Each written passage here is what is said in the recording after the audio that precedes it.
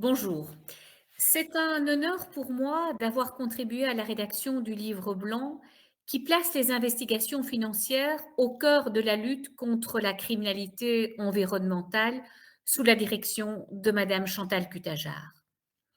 La criminalité environnementale, ou plutôt les criminalités environnementales, sont des crimes qui ne connaissent pas de frontières.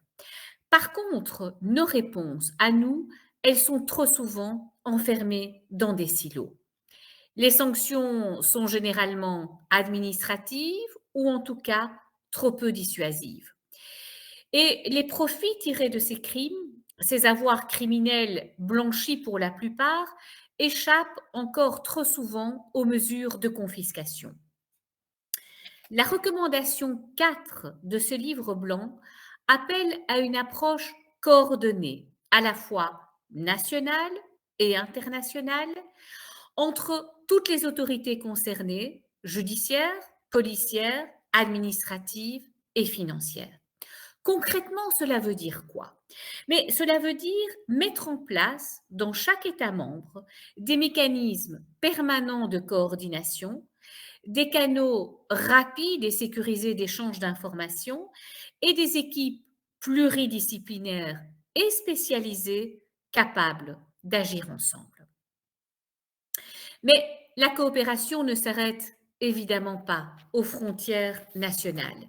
Elle doit s'appuyer sur les grandes agences européennes qui forment d'ailleurs l'ADN du corpus judiciaire européen, à savoir Europol, Eurojust, OLAF, Interpol évidemment, l'Organisation mondiale des douanes et le Consortium national de lutte contre la criminalité liée aux espèces sauvages. Ces partenariats permettent de mener des opérations conjointes, de suivre les flux financiers et de démanteler les réseaux criminels à leur source. Parce que en matière de criminalité organisée et a fortiori de criminalité environnementale grave, aucune institution, aucun État ne peut agir seul.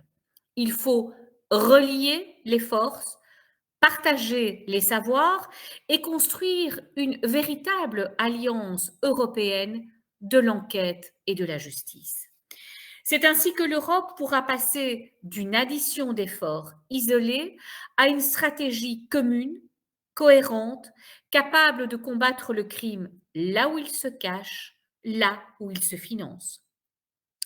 Unir les forces, c'est rendre la justice plus forte et donner à la protection du vivant avec, en ligne de mire, la protection des générations futures, la puissance de l'action collective. Je vous souhaite une bonne lecture.